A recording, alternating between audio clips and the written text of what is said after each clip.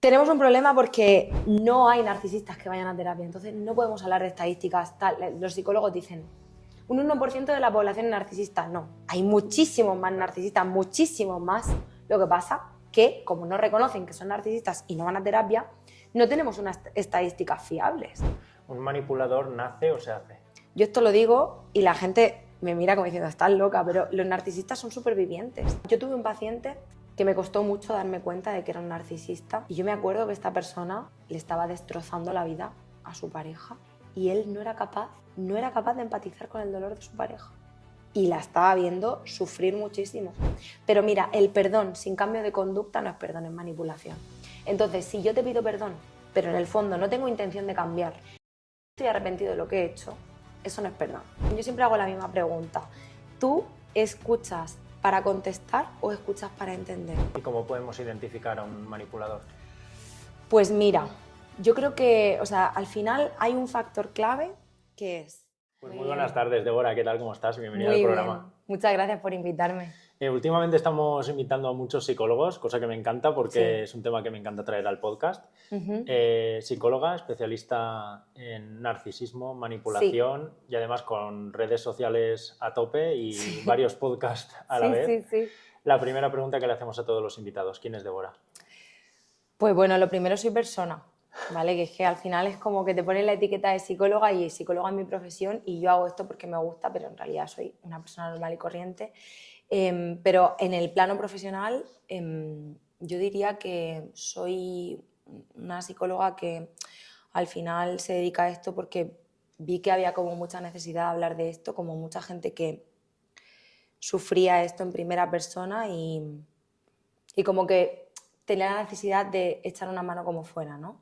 Entonces, Débora, como profesional, es esa persona que le gusta ayudar y ya, yo diría que así me defino. Muy buenas tardes, familia. Solamente te interrumpo 15 segundos para recordarte que la mejor forma de apoyar a la experiencia podcast es suscribirse al canal, comentar qué te ha parecido, darle like y, sobre todo, disfrutarlo. Así que no te interrumpo más, disfruta del capítulo. ¿Cómo empezó tu camino en la psicología? Pues yo empecé, a ver, en realidad todo esto empezó porque yo en el colegio tengo muy buen recuerdo de mi directora. Yo estudié en un colegio bastante, digamos, elitista. Bueno, elitista no es la palabra, sería como cole privado, católico, y yo era como medio rebeldilla. Y me acuerdo que la directora del cole me quería mucho y yo era la típica en el cole que siempre ayudaba a la gente, escuchaba a la gente, estaba en el patio. Por ejemplo, a las chicas que le hacían bullying, yo me hacía amiga de las chicas que le hacían bullying, o si no me hacía amiga, las defendía. Y entonces un día la directora me cogió por banda en primero de bachillerato y me dijo, tienes que ser psicóloga. En plan, es que esto es lo tuyo. Y a mí, la verdad que, como siempre me gusta ayudar, yo dije, que hay una profesión que es ayudar a la gente. Yo, sí, voy a hacerlo. Además, como que tenía así como de opción psicología y ya, ¿no? Y nada, pues ahí empezó mi camino, en realidad. Mola porque es lo que comentas, estabas en un colegio o un instituto, me has dicho. Sí, era un cole. Que era a lo mejor bastante diferente a cómo eras tú en ese momento y que la directora te dijese, oye, este es tu camino. Mola que te hayan ayudado en ese aspecto. Ella vio mi esencia, yo creo. Yo ahí estaba como un poco, en la adolescencia estaba como un poco perdida. Tenía claro que me encantaba ayudar, pero no tenía muy claro a dónde me quería dirigir y como que es que lo voy a recordar siempre, gracias a esa persona que me puso un poco la luz en el camino de tienes que hacer esto, tienes que ser esto, y yo, sí. Claro. Y antes, siempre supe que me gustaba ayudar. Antes de llegar al camino de la manipulación, narcisismo, etcétera, ¿por qué te metiste en esa rama? ¿Por algo en particular o simplemente te gustó y decidiste estudiarla? Pues mira, por varios motivos. El primero es porque yo trabajo muchos años en lo social, ¿vale? Yo siempre he pensado que es importante ayudar a la gente que más lo necesita. Y claro, al trabajar en lo social vi cosas muy fuertes a nivel de relaciones de maltrato, de violencia, de todo tipo de abusos, de todo tipo. Y al final yo me di cuenta que había muchos casos, pero muy poca gente especializada y formada en eso, cada vez más, menos mal. Sí, pero a lo mejor más general, ¿no? Sí, pero justo cuando yo empecé es como que era algo muy desconocido. Hablar de manipulación, de violencia, hablar del perfil narcisista. Al final todo surgió porque yo empecé a formarme en violencia de género y cuando empecé a estudiar la violencia me di cuenta que había una correlación muy alta entre ser narcisista o tener un trastorno de personalidad narcisista o rasgos y el perfil del maltratador. Entonces ahí dije, aquí pasa algo. Claro. O sea, me llamaba mucho la atención esto, ¿no? Entonces empecé a estudiar todo esto de la violencia, manipulación, y como que un poco la vida me llevó ahí. Claro. Antes de empezar a hablar ya del tema Sí. gordo, me gustaría preguntarte una cosa como para sentar una especie de base, porque te voy a empezar preguntando por los manipuladores. Vale. Pero la pregunta que te quería hacer primero es, ¿un manipulador es siempre narcisista? ¿Va siempre de la mano? ¿Al contrario? Un narcisista siempre manipula, es decir, un narcisista siempre es manipulador, pero un manipulador no es narcisista por sí. O sea, hay gente que manipula por muchísimos motivos y no tienes por qué ser un narcisista o no tienes por qué ser un maltratador, o sea, da igual. Hay gente que manipula porque repite patrones en su casa, ha visto a su padre o a su madre manipular, o ha sido un superviviente porque su familia le abandonó, por muchos motivos, ¿no? Entonces, al final, la gente cuando experimenta que una conducta, en este caso la manipulación, tiene un resultado para sí positivo, dice, pues lo voy a volver a repetir. Y ahí nace un manipulador. O sea, a raíz de experimentar en su propia piel que todo lo que está haciendo le sirve y le funciona. Sin pensar más allá de si esto le está haciendo daño a la otra persona o no. Claro. Entonces muchas veces decimos, es que es manipulador. A veces la gente, mira, no se da cuenta, no lo hace aposta, no lo hace con maldad, ¿no? Muchas veces pensamos, no, sí, lo hace aposta. Yo me he dado cuenta que muchas veces no es así. Entonces tenemos que tener en cuenta el contexto siempre de la persona, de dónde viene, por qué lo hace y por supuesto que la persona sea consciente y quiera cambiar, es un punto muy importante. Claro, que no por ser un manipulador, o por lo menos en muchas ocasiones no tiene por qué ser mala persona. No, 100%. De hecho, yo conozco mucha gente que manipula en mi entorno que son buenas personas. Y dices tú, ¿por qué lo hace? Pues bueno, por distintos factores, ¿no? Pero que al final, yo creo que es muy importante que si lo estamos viendo y sabemos que esa persona puede cambiar, hacérselo ver y reflejárselo en plan, oye, mira, esto es manipulación. Por eso yo divulgo tanto de la manipulación, para que la gente conozca lo que es y diga, yo a lo mejor puedo decirle a esta persona, esto es manipulación. A mí también me ha pasado, ¿no? De repente que alguien me diga, oye, Débora, me están manipulando. Y yo decir, sí, perdón. ¿Sabes? Que somos humanos. Claro, es que eso también puede pasar, que alguien vea tus vídeos y diga, uy, pues yo creo que estoy haciendo eso también. Totalmente. Y sobre todo yo creo que tenemos también que tener en cuenta una cosa. Está muy bien darte cuenta de que alguien te ha hecho algo mal y culpabilizar a los demás, pero también asumir nuestros propios errores y ser conscientes para poder mejorar y poder cambiar. Y este punto es muy importante también, como conocerse a uno mismo y decir, vale, yo he hecho esto mal, ¿cómo puedo mejorarlo? Claro. Y responsabilizarse. Yo creo que es muy importante este punto. Claro. ¿Un manipulador nace o se hace? No, yo creo que se hace. Es que, claro, es lo que te digo, tenemos que tener en cuenta el contexto. O sea, al final cada persona tiene unas circunstancias y dependiendo de las cosas que tú vivas, igual que el narcisista se hace. No es un trastorno de personalidad como, por ejemplo, yo qué sé, ¿qué te diría? Un esquizofrénico que puede desarrollar la esquizofrenia a raíz de fumar cannabis, ¿no? O sea, que ya lo tiene en el ADN. Un trastorno narcisista de personalidad se hace y un manipulador se hace. Y se hace porque vienen de contextos muy difíciles. Al final tú piensas que yo esto lo digo y la gente me mira como diciendo, estás loca, pero los narcisistas son supervivientes de una herida de abandono, de una herida de padres narcisistas, de una herida de traición, de lo que sea. Y al final se crean ese escudo, esa máscara que se llama la máscara del narcisista, porque dicen, como no puedo afrontar la situación, me creo esta máscara para protegerme y de esta manera poder afrontar la vida. Entonces el manipulador y el narcisista se hacen.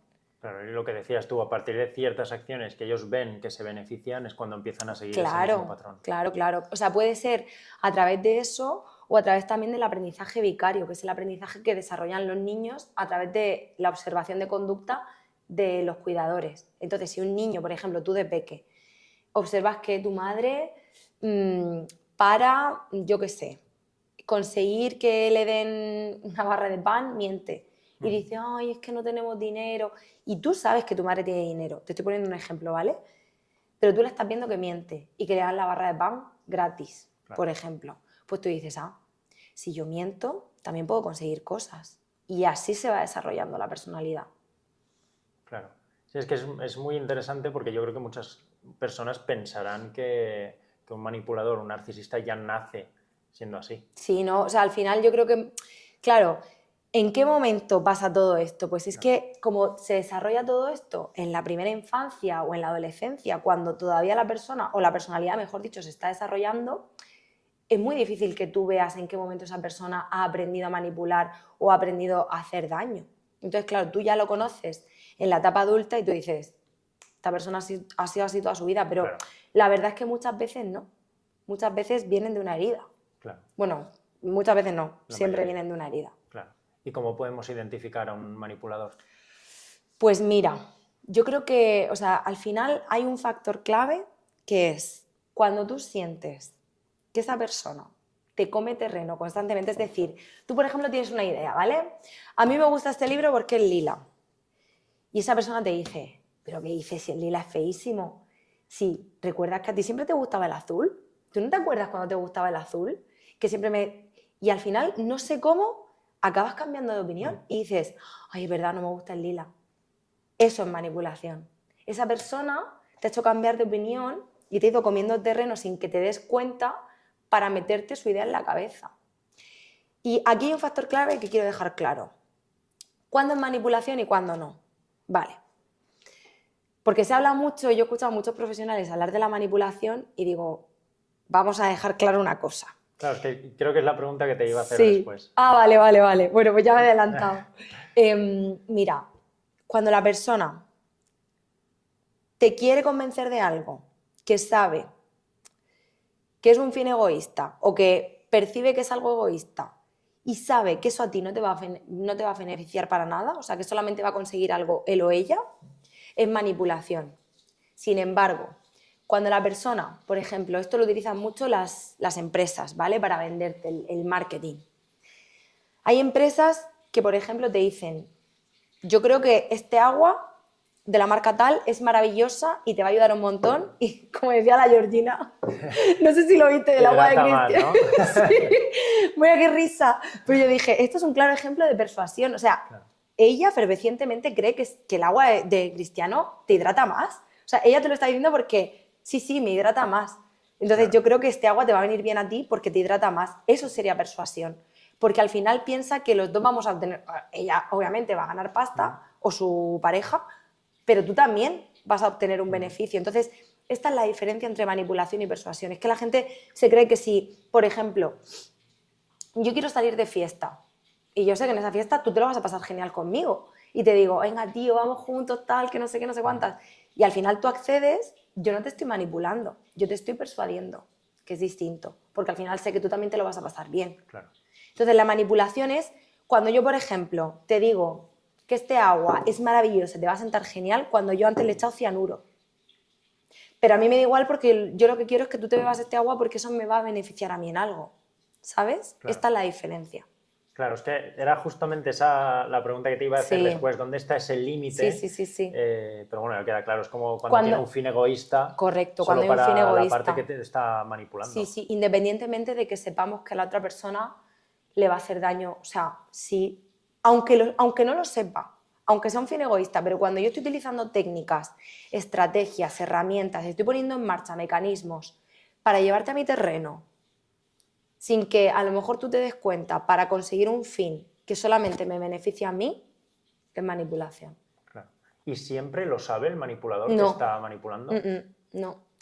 Fíjate, es súper curioso, Abel, porque yo pensaba, cuando empecé a estudiar la manipulación, porque es que es un tema tan interesante y tan amplio, yo siempre he pensado que sí lo sabían.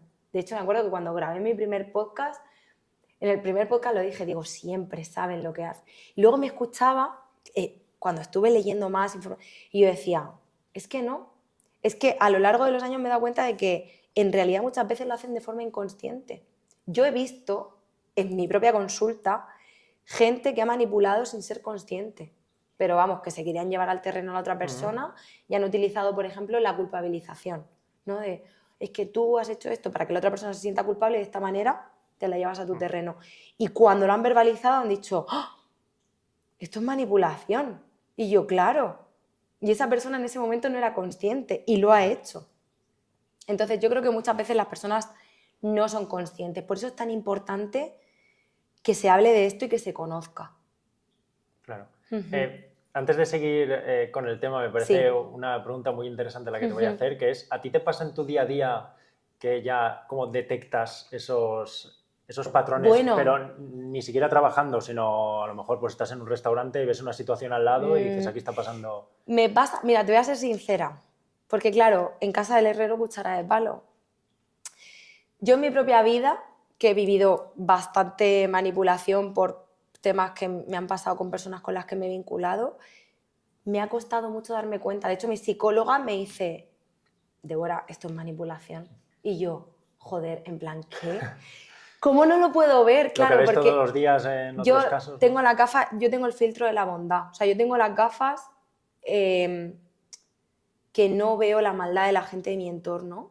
Me cuesta mucho verlo y entonces cuando alguien me lo refleja desde fuera es como, oh, joder, es verdad, y me cuesta darme cuenta. Claro. Pero cuando no tiene nada que ver conmigo, o sea, es decir, yo analizo situaciones en películas, yo que sé, hace poco fui a la ópera, en contextos que no tienen nada que ver conmigo, soy capaz de verlo. Súper fácil, en plan rapidísimo. O cosas que me cuentan mis pacientes, o cosas que me cuentan mis amigas. Soy súper capaz de verlo cuando no me influye a mí, pero es que es lo que te he dicho al principio del podcast, yo soy una persona. Y cuando tienes como ese filtro, pues te cuesta mucho más. Y esto es lo que le pasa a la gente en general, que la gente va por la vida con este filtro de bondad y nos creemos que la gente hace las cosas sin maldad, que muchas veces sí, porque hay más gente buena que mala en este mundo, si no, el mundo no funcionaría, pero también hay mucha gente que hace daño. Entonces, claro, cuando vemos con estas gafas de la bondad no somos capaces de ver toda esta manipulación. Claro. Tú te habrás encontrado con gente que es mala, de verdad, me imagino. Que tú has Yo me he dicho, esta encontrado con persona tiene muy gente, mal fondo. mira, ¿sabes qué? Abel, me encanta que me digas esta pregunta. Yo me he encontrado con gente muy herida.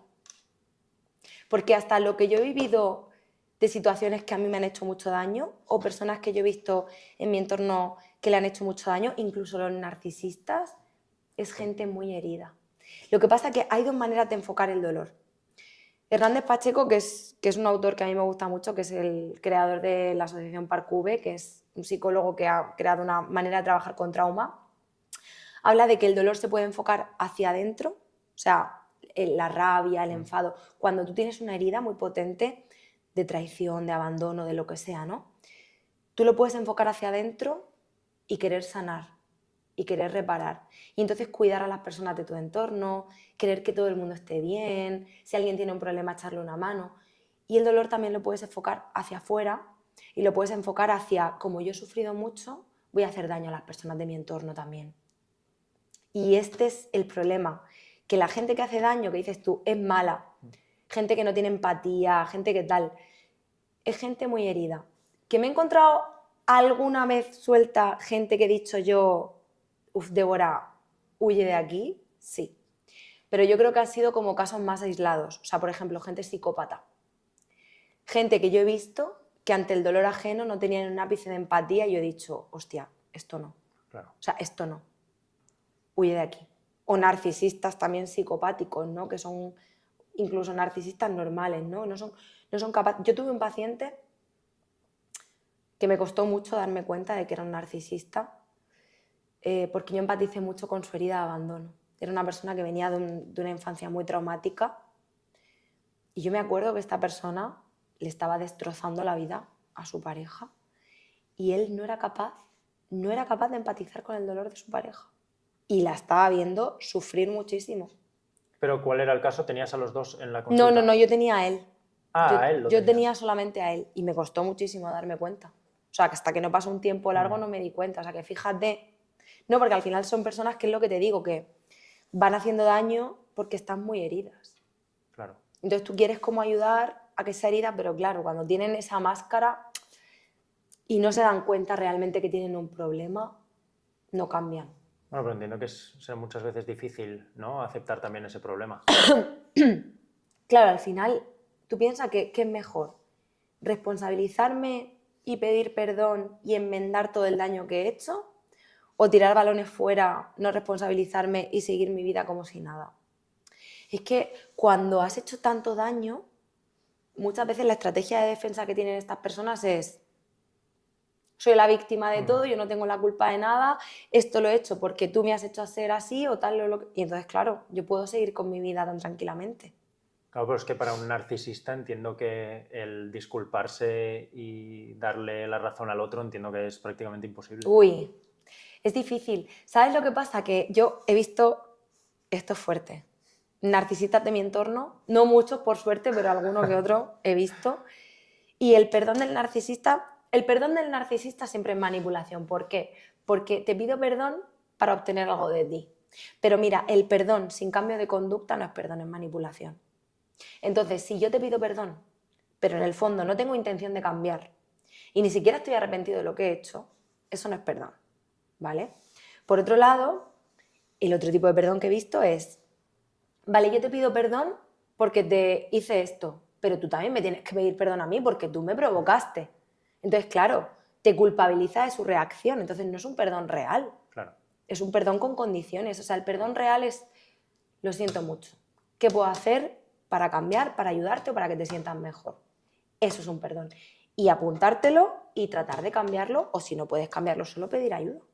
Claro, de hecho, lo que comentas es muy interesante porque creo que se ve muy bien reflejado en muchos juicios, sobre todo gente que ha matado a alguien y a lo mejor Sí, les graban sí. dando perdón y es simplemente diciendo pido perdón por lo que he hecho. Y mucha gente experta en el tema dice, vamos a ver, solo lo dice porque quiere rebajar la condena, pero se le Total. ve que no tiene ningún arrepentimiento ni ningún ápice de eso, de arrepentirse por nada. Completamente. De hecho, esto se puede ver en los juicios con los psicópatas. O sea, psicópatas, hace poco salió uno súper famoso que se hizo súper viral el caso, que es el caso de el asesino de Deadpool. El asesino de Deadpool, ¿sabes quién es? El que lleva la cara entera tatuada, Era el que muy que era muy guapo. guapo y se hizo viral, la gente decía, bueno, Las, simplemente por ser guapo la gente decía que la era gente no, las inocente. mujeres. Ah, vale. Esto se llama hibristofilia, que es cuando las mujeres están, bueno, las mujeres en general, la gente se enamora de un psicópata asesino en serie, ¿vale? Esto es muy interesante. Entonces, ¿qué pasa con este hombre que había matado a 2 mujeres, ¿vale? Y él en el juicio, vamos, o sea, es que la cara, yo vi imágenes y decía, ¿cómo pueden pedir que lo absuelvan? O sea, por favor, que lo metan en la cárcel y que no salga jamás porque es un peligro público. Porque además es que se le veía toda la pinta Claro. de... Además, los gestos eran como de chulito, de estoy aquí, todo el mundo me adora. Un narcisista, o sea, un narcisista psicopático. Entonces, ¿qué pasa? Que se puede ver claramente en los gestos faciales el arrepentimiento de la persona. Pero aquí hay un problema. Hay psicópatas y hay narcisistas que tienen una cosa que se llama la empatía utilitaria, que es que desarrollan las habilidades sociales. Son personas muy inteligentes al final, no son tontos. Y copian mucho, ¿no? Además. Claro. Entonces, ellos estudian a las personas, estudian los perfiles más empáticos, que son sus víctimas perfectas, porque saben que se van a quedar ahí más tiempo. ¿Y qué hacen? Estudian cómo es la empatía de la persona, entonces replican ese modelo. Entonces, esa empatía utilitaria no es que realmente esa persona esté empatizando realmente con tu dolor, sino que sabe qué es lo que te tiene que decir y cómo lo tiene que hacer para que tú te creas que está arrepentido. Y eso es una movida, porque tú en ningún momento te estás dando cuenta cuando realmente esa persona no está sintiendo empatía. Entonces, Claro. es que es muy complejo, el tema se las trae. Claro. ¿Qué relación hay entre los manipuladores narcisistas y psicópatas? A ver, todos son manipuladores. O sea, no hay ni un solo narcisista ni psicópata que no sea manipulador. O sea, va en su identidad. Ellos, tú piensas que se mueven a través de la manipulación. O sea, ven a las personas como un fin para conseguir sus objetivos. Son maquiavélicos, son fríos, estudian. Entonces, si tú, por ejemplo, vamos a poner el ejemplo, tú tienes ese reloj que a mí me encanta y yo lo quiero. Yo voy a hacer todo lo posible para caerte bien, para gustarte, para adularte, lo que haga falta para que tú me acabes regalando ese reloj. Y o sea, todo el despliegue de medios que yo pueda hacer para conseguir lo que quiero, lo voy a hacer. Entonces, Claro. Esto, claro, tú lo ves desde fuera y lo que te digo, las personas que tienen las gafas de la bondad, te llega alguien que generalmente suelen ser casualmente personas que vienen de los narcisistas, ¿vale? No de los psicópatas. Son personas que vienen de la misma herida, de una herida de abandono, de rechazo, de humillación. Son personas que tienen mucha necesidad de afecto, mucha necesidad de validación, de amor, de empatía. Te viene una persona así, un narcisista que te estudia, que sabe lo que decirte, que te bombardea de amor, tú te rindes y cuando te pide el reloj tú se lo das. Claro, pero es que estás siendo engañado. Lo que pasa es que tú no lo estás sabiendo. Claro. ¿Qué tipos de manipulación existen? Vale, a ver, existen como... Aquí se abre un abanico Sí, de no, posibilidades. increíble, súper súper grande. Hay muchas técnicas de manipulación que se utilizan. Mira, las más, a mi parecer, las más tochas, las más grandes, las más gordas, las que más se dan, podríamos decir que son luz de gas, que es una técnica de maltrato, básicamente, porque la persona, o sea, pasan cosas, tú sabes que han pasado cosas y la persona que te manipula te va a hacer pensar o creer que eso no es así y te va a llevar a su terreno. Entonces, tú vas a dudar de la realidad, vas a dudar de tus propias creencias, o sea, no vas a entender qué está pasando. Eso por un lado.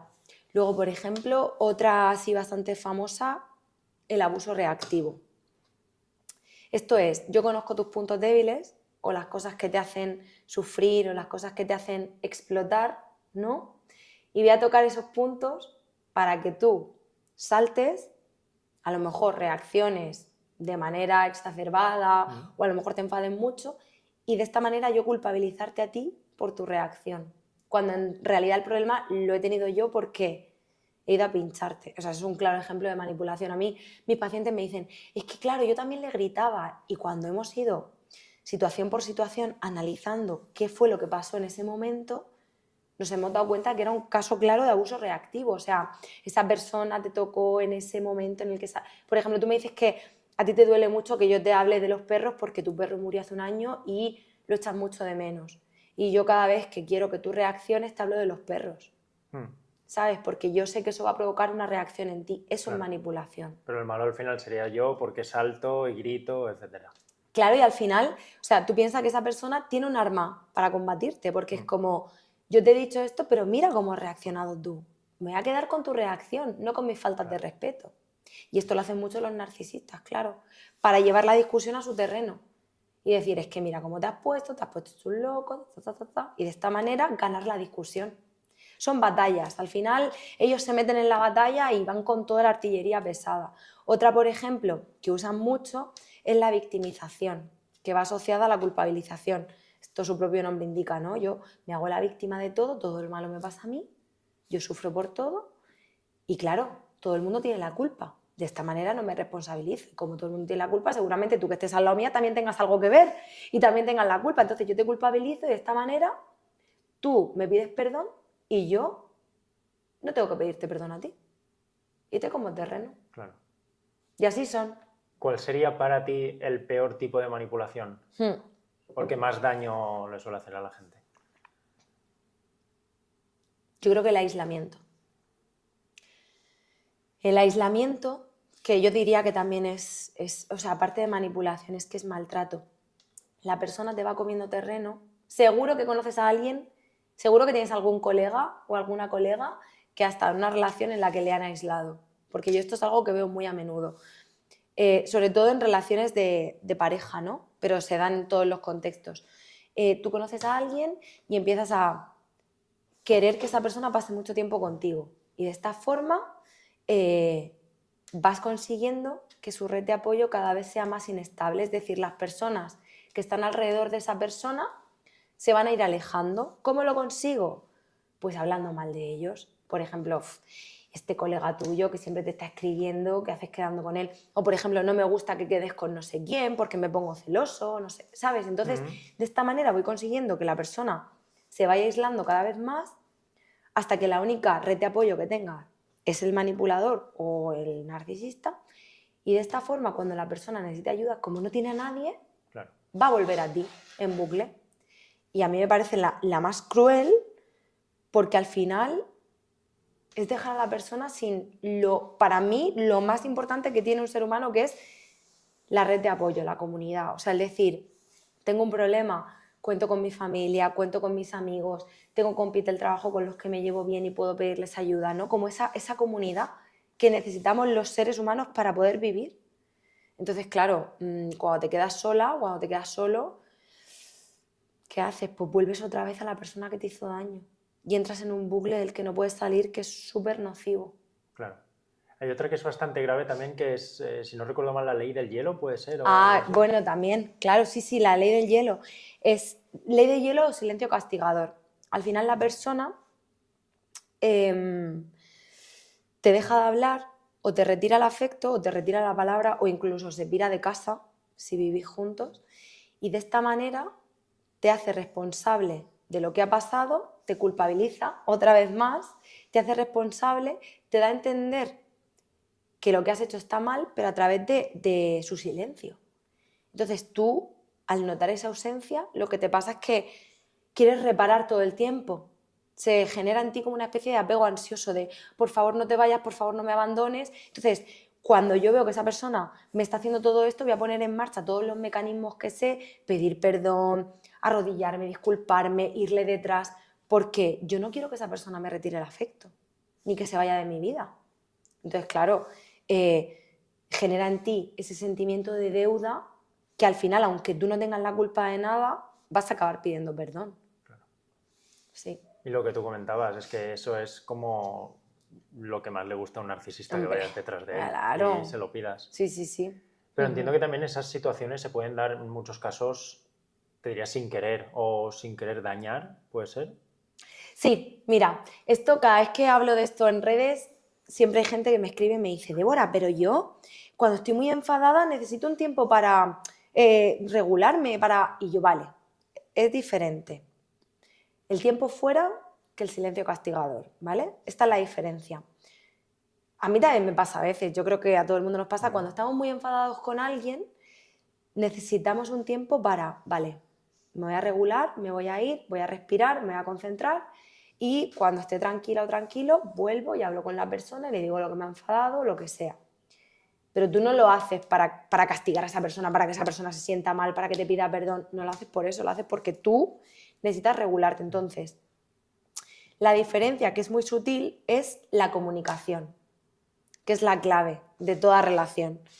Cuando te pasa eso, tú le comunicas a la persona, mira, yo cuando me enfado necesito un tiempo, necesito que me dejes de hablar durante media horita, una hora, o necesito darme un paseo, ¿vale?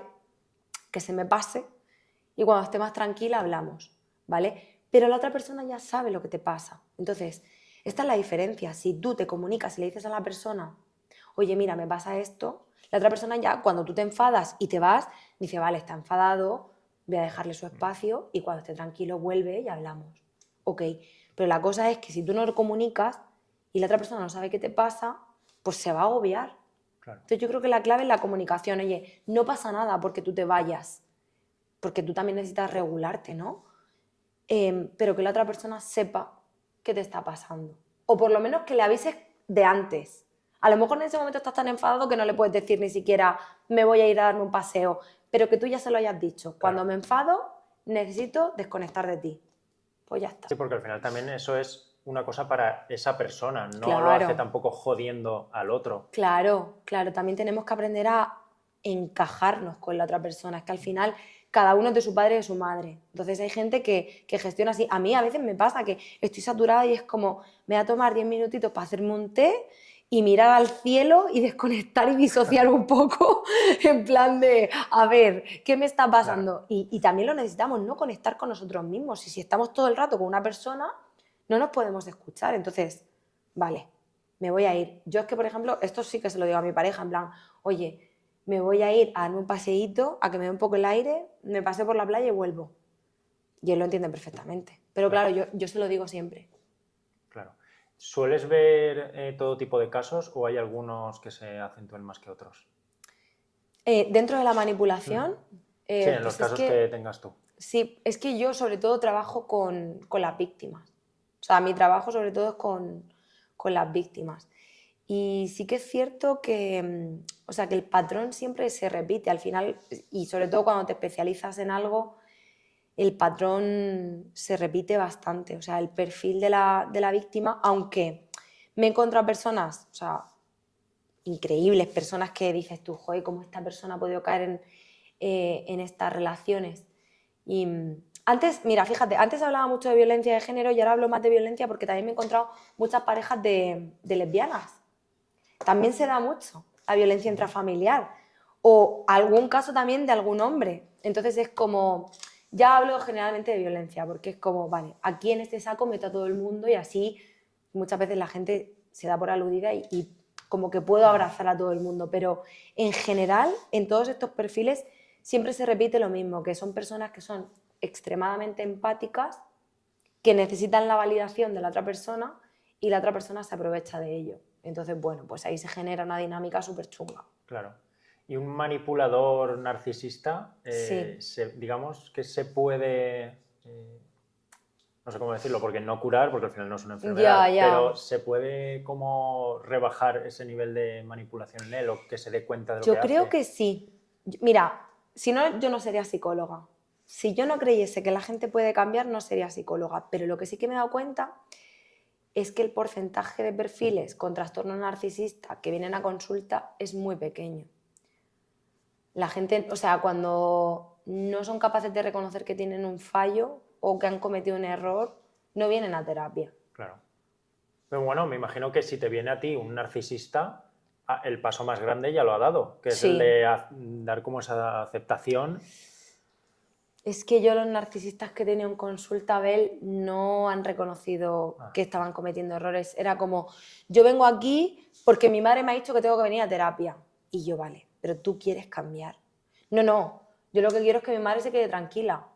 Vale, entonces, porque la diferencia entre que una terapia sea exitosa o no es el proceso de cambio, es decir, si la persona se da cuenta de que necesita cambiar y está enfocada a ello.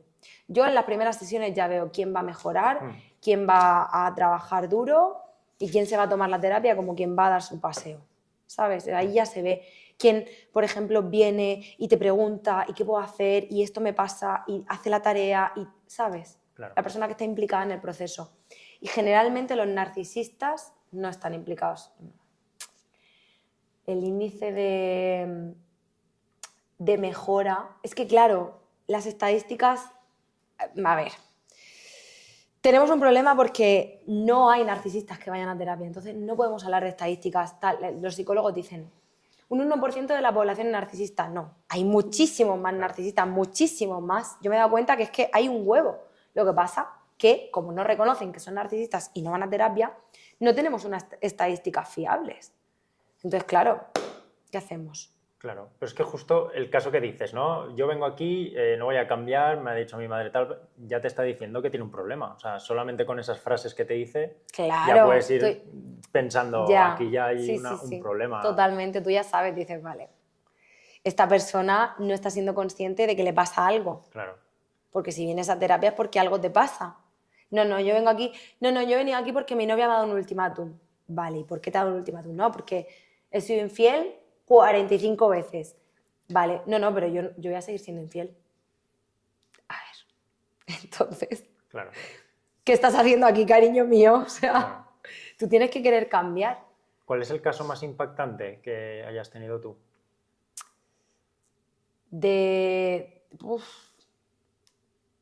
El caso más impactante. O sea, te refieres a trabajo con víctimas, ¿no? Sí, que a lo mejor te lo hayan contado y hayas dicho, ostras. Pues mira, no sé si el más impactante, pero a mí el que más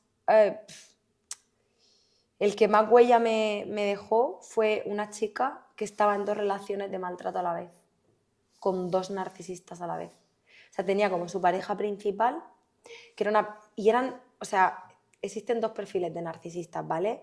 El abierto y el encubierto. Sí, con uno no teníamos suficiente. Sí, son 2, exacto. Entonces, el abierto es el agresivo, el extrovertido, el que se hace con todo el mundo enseguida, el amo del cotarro, el que tiene contactos, pero que luego en privado es súper duro, súper cañero, súper maltratador. Y el encubierto es el buen samaritano, el bonico, el que, ay, qué bueno, nunca lo habría dicho, ¿vale? Esta chica estaba con los 2 perfiles. O sea, tenía el novio principal, que era un narcisista encubierto, que era como súper bueno, la trataba súper bien, pero luego le hacía ley del hielo, la dejaba sola en casa, en momentos súper importantes para ella emocionalmente, no aparecía. O sea, una persona, pero era una persona presente pero ausente en los momentos en los que, o sea, como todo muy retorcido. Entonces, claro, ella desarrolló una especie de carencia en su relación y justo conoció a este otro que le daba todo eso que ella tenía de carencias, pero al mismo tiempo era súper agresivo, súper violento, la trataba. Entonces, claro, se metió en una espiral de 2 relaciones que, o sea, a mí cuando me llegó, yo dije, madre mía, no sé cómo va a salir de aquí. Claro. Sí que me impactó, la verdad. Y era, pues es un perfil muy bonito, una chica muy empática, muy buena. Pues mira, una pregunta que te quería hacer, que creo que viene muy al caso de lo que comentas, porque además tú trabajas mucho con víctimas y esta víctima me parece perfecta, entre comillas. Sí, sí, correcto. Hay muchas veces que hay muchas relaciones tóxicas, muchas relaciones de manipulación, de maltrato, etcétera, y mucha gente se pregunta, ¿por qué a la víctima le cuesta tanto salirse de una relación tóxica? Mira, aquí me encanta esta pregunta. Tenemos que tener en cuenta que lo que nosotros vemos desde fuera no es todo lo que pasa dentro de la relación. Y ahí donde vemos una relación comúnmente llamada tóxica, que a mí no me gusta llamarlas tóxicas, me gusta llamarlas de abuso, son relaciones en las que hay un refuerzo intermitente. Hay una parte buena y una parte mala.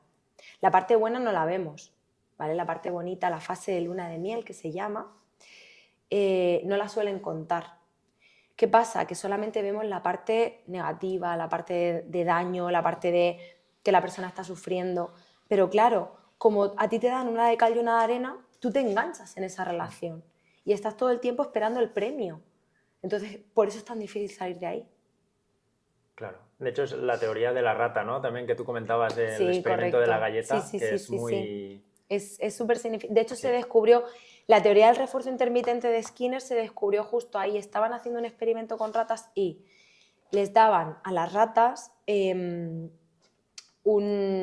premio, o sea, comida. Básicamente les daban a la palanca y salía comida.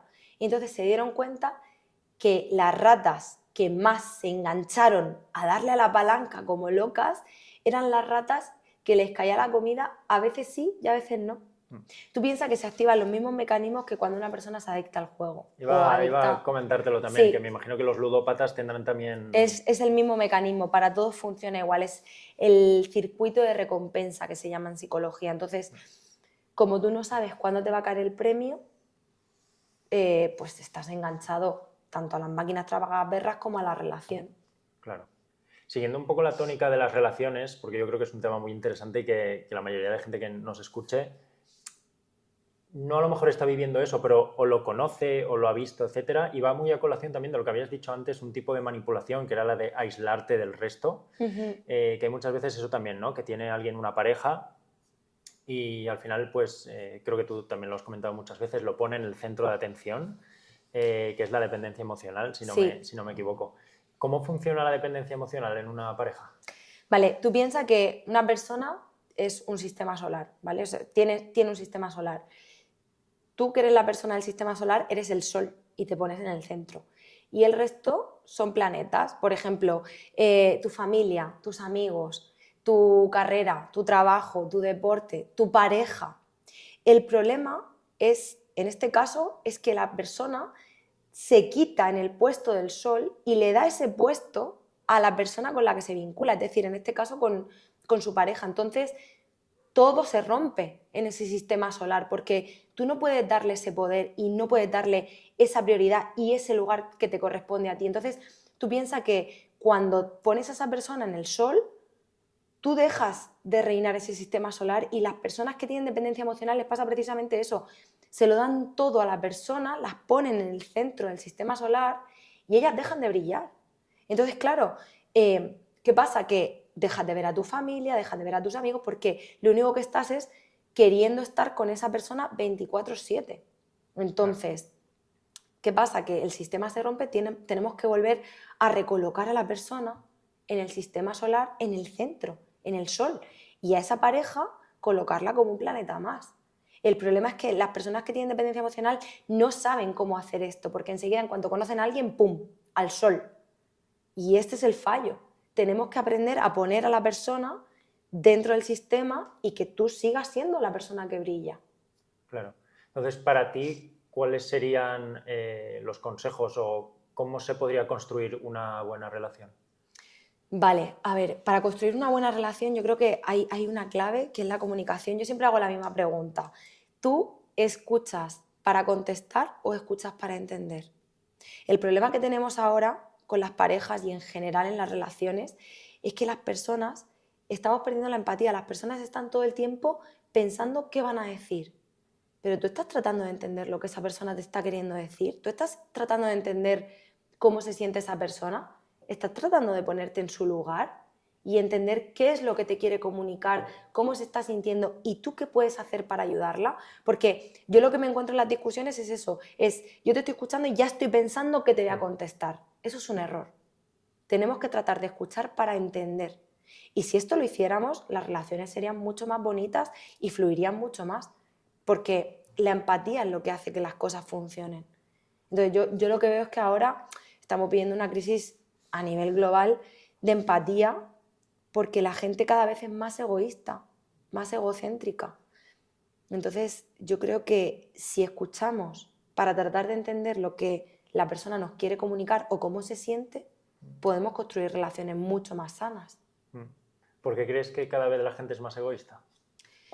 Qué buena pregunta. Pues yo creo que es un cúmulo de muchas cosas, ¿no? Yo creo que por un lado las nuevas generaciones en general, las redes sociales están haciendo mucho daño. El sentir que el mundo gira en torno a ti porque tú tienes una cuenta y subes tu vida, que encima son cosas que son falsas, ¿no?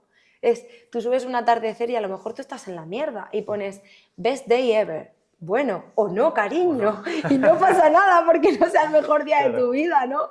Yo, o sea, cuando veo a la gente, por ejemplo, me pasa, ¿no? Con amigas que tengo que están pasando momentos muy jodidos y las veo postear en Instagram y pienso, cariño, es que esta no es tu realidad y no pasa nada porque estés en la mierda. O sea, yo creo que tenemos que cada vez como mostrar más la realidad, ¿no?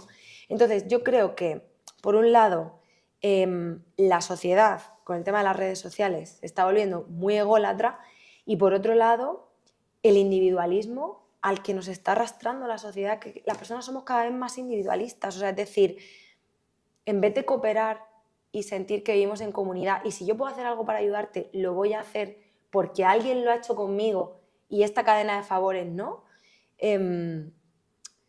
Yo creo que si la gente piensa, si puedo hacer lo que sea para escalar y para pisar la cabeza, y no lo hacen, muchas veces no lo hacen con maldad, lo hacen porque es lo que han aprendido, ¿no? En esta sociedad tan individualista. Entonces yo creo que el individualismo lleva al egocentrismo y al egoísmo y a, pues sí, una sociedad cada vez más enfocada en el individuo y no en el colectivo. Y yo creo que esto es un problema que está empezando y mira lo que está pasando, por ejemplo, en Japón, que la gente está muy sola. Y ahora en España también nos está pasando, ¿no? Con las generaciones que son más, con los ancianos, ¿no? Que cada vez la gente muere más en soledad porque estamos perdiendo como este espíritu de comunidad, de hacer comunidad, de estar con la gente, de compartir, de tal. Yo como soy más egocéntrico o a lo mejor más individualista, prefiero pasar la tarde viendo una película que a lo mejor pasar la tarde con una persona que necesita mi ayuda. Entonces yo creo que es esto. Claro. Mira, eso el otro día estuve escuchando en un podcast también. Creo que va relacionado también con las relaciones de pareja, en el que comentaban que cada vez duran menos y es más difícil encontrar pareja porque hoy en día las redes sociales han hecho que todo el mundo sea un escaparate. Entonces, por ejemplo, mucha gente echa mano de Tinder, pero claro, tú al final en Tinder te puede salir muy bien o puedes pensar, vale, acabo de conocer a esta persona, pero me quedan 3.200 personas por ver en la aplicación. Entonces, iba creo que mucho al caso porque la gente estaba como eso, muy individualizada, ¿no? La red social le había hecho como muy, digamos, verlo a ella como una persona y tener delante a todo el escaparate de posibilidades y al final hace que seguramente te quedes solo porque, pues eso, ves a todas las posibilidades que tienes y al final te acabas quedando Sí. más solo aún. Yo creo que esto también va muy asociado a la sociedad capitalista en la que vivimos. Hemos pasado a ver a las personas como un objeto más de consumo. O sea, literal, y yo me incluyo porque muchas veces no me di cuenta, y yo creo que a todos nos ha pasado, ¿no? Que es inevitable, ¿no? De ver todo como algo que consumir. Y esto también se extrapola a las personas. Entonces, estamos deshumanizando a las personas, estamos viendo a las personas como cuerpos. Evidentemente, las redes sociales son un escaparate y nos exponemos todos y todas a ser escaparate, ¿no? Pero al mismo tiempo, este fast food, lo que decía Bauman, amor líquido se llama, ¿vale? Este consumo de personas fast food, de me acuesto con uno, me acuesto con otro, conozco a una y enseguida en cuanto veo que me estoy pillando, me desvinculo porque tengo miedo a sufrir, claro. Entonces la otra persona sufre porque ya se había pillado, entonces es que todo esto de verdad que creo que es un problema que va yendo a más, ¿no? Y que al final las personas, como somos cada vez más individualistas, y luego por otro lado, en cuanto vemos el primer problema, a la mínima, o sea, la gente no aguanta nada, a la mínima de cambio, ¡pum!, te dejo. Cuando algo se rompe, lo tiro en vez de repararlo. Y las relaciones longevas, las relaciones que duran, tienes que aprender también a moldarte al otro, tienes que aprender a ceder y tienes que aprender a, dentro de unos límites, si la persona te está maltratando, por supuesto, claro, no. Pero si la persona tiene un error, oye, pues también empatizar. ¿Por qué le ha pasado? ¿Qué puedo hacer para ayudar? O si yo tengo un error, tratar de entender qué me ha pasado y cómo puedo hacer para cambiar para que a mi pareja no le afecte, ¿no? Y yo creo que todo esto lo estamos perdiendo, por lo que te digo, por el fast food de consumo. ¿Para qué me voy a detener yo a reparar una relación de 6 años cuando me puedo acostar con un tío mañana mismo? Claro, si abres una aplicación y puedes claro, esta misma noche estar con otro. Y ni siquiera abrir una... O sea, simplemente en Instagram ya directamente, o sea, tú pones una historia, un fueguito, hola, ¿qué tal, nos quedamos, tal, no sé, lo tienes muy fácil. Mucho más que en cualquier otra época del mundo. Claro. Entonces, claro, al final, pues todo esto está desembocando en cada vez más individualismo, cada vez más gente sola. A la gente le está costando mucho también vincular porque sabiendo que podemos tener a quien quiera, es que claro, ¿a qué voy a aguantar yo cosas pudiendo estar con otras personas, ¿no? Claro. Débora, como estamos llegando al final del oye, capítulo... se me ha pasado muy rápido. Voy a intentar meterte en un berenjenal. Venga. A ver si lo puedo vale. hacer. Y es que, como hemos hablado de narcisistas, manipuladores, psicópatas, ¿habría perfiles públicos en los que la gente pudiese detectar ese, digamos, sí, narcisismo? Porque al final a lo mejor manipulación lo puedes ver en casi todos a nivel televisión, ¿no? Porque al final es lo que tú has dicho, la brecha entre manipulación y persuasión puede estar ahí. Pero, por ejemplo, a nivel narcisismo, ¿habría gente a nivel Mira, público? no me voy a mojar, pero me voy a mojar. Yo te digo que en la política por lo que sea, hay muchísimos narcisistas y psicópatas, porque de verdad que es en general, ¿eh? No, o sea, me mojo y no me mojo, porque no voy a decir nombres, porque obviamente yo no puedo dar un diagnóstico sin haberle pasado unas pruebas a esa persona. No puedo decir, con nombre y apellidos, es narcisista o es psicópata. Yo creo que la gente que nos esté escuchando se puede hacer una idea de quiénes son, porque es que está bastante evidente. Claro. Pero yo creo que todas las personas, no todas las personas, porque hay personas que se dedican a la política que son maravillosas, pero muchos perfiles que se dedican a la política actualmente en España tienen perfiles así. Vamos, lo digo yo y lo dicen un montón de psicólogos, vaya, es que se ve. O sea, yo veo a una persona y digo, eres psicópata narcisista, porque te importa una mierda lo que le está pasando a tu país y a tu gente, a tu pueblo. Tú te dedicas a la política porque quieres ayudar al pueblo, ¿no? Se la repampinfla, o sea, es que les da igual. Claro, además yo creo que se ven muchísimos perfiles que al final lo que intentan es que como crear su persona, su perfil poderoso para poder luchar contra el ego de la otra persona y quedar él por encima. Correcto. Y muchas veces ves ahí, como tú bien has dicho, lucha de egos, pero digo, vale, en esta discusión en la que os estáis tirando mierda el uno al otro, ¿dónde está el bien del pueblo? Porque se supone que os dedicáis a esto para ayudar a la gente de este país, pero es que ha quedado claro muchas cosas que han pasado en este país que les da exactamente igual. Sí. No me voy a mojar, pero te digo que políticos con nombre y apellidos que dices tú, de manual. Claro. Pues, Débora, hemos llegado al final. Es la hora de hacerte las 2 preguntas que siempre hacemos. Ajá. La primera, es el momento de que hagas spam de todo lo que quieras, principalmente del libro que aquí has Sí. traído. Sí. Y queremos verlo. Pues mira, he sacado este libro hace relativamente poco, en octubre, que se llama No soy yo, eres tú. Los hilos invisibles de la manipulación narcisista, y justo habla de eso. Mira, yo cuando me puse a escribir el libro, como ya había bastante sobre manipulación y narcisismo, yo decidí darle una vuelta de tuerca y escribirlo sobre la víctima, es decir, cómo lo sufre, cómo lo vive.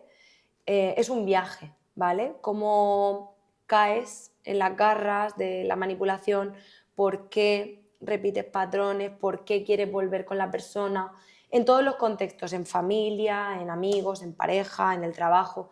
Luego, cómo es la mentalidad del narcisista. Cuento historias sobre manipulación y luego hay un capítulo entero, que es el 4, que son un montón de herramientas para salir de ahí, ¿vale? Entonces está lleno de material súper valioso para que la gente pueda trabajar. Bueno. A mí me parece que yo estoy muy orgullosa de lo que he hecho. Como lo escribí para ayudar a la gente, pues el feedback que estoy teniendo es bastante positivo porque está cumpliendo su función, que es ayudar a la gente. Me imagino que te habrá hablado mucha gente y se habrá sentido identificada, ¿no? Con ese papel de víctima dentro del libro. Sí. Y sobre todo la gente que se lo está leyendo me está diciendo, joder, Débora, me está ayudando un montón, me ha abierto los ojos. Entonces yo estoy como muy satisfecha porque siento que al final mi propósito era ayudar y lo estoy cumpliendo, así que estoy súper agradecida. Qué bueno. Y luego también tengo un podcast en Spotify que se llama Juego Mental, que también hablo un poco de tips o de técnicas que puedes hacer para enfrentar la manipulación y el maltrato. Y ahora voy a lanzar un podcast con Miriam Alegría que se llama Será porque me amo, que hablamos de amor propio y autoestima. Qué bueno. Así Pues que la nada. última pregunta, ¿quién te gustaría ver aquí entrevistado en La Experiencia Podcast?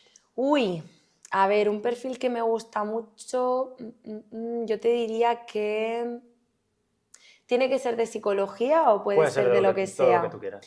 Vale, a mí hay una activista que me encanta que se llama Carlota Bruna, no sé si querrá venir o no, pero yo todo lo que dice esa mujer y todo lo que tiene que decir es maravilla y fantasía. Yo es que además soy bastante amante de la naturaleza, del medio ambiente, de los animales. Qué guay.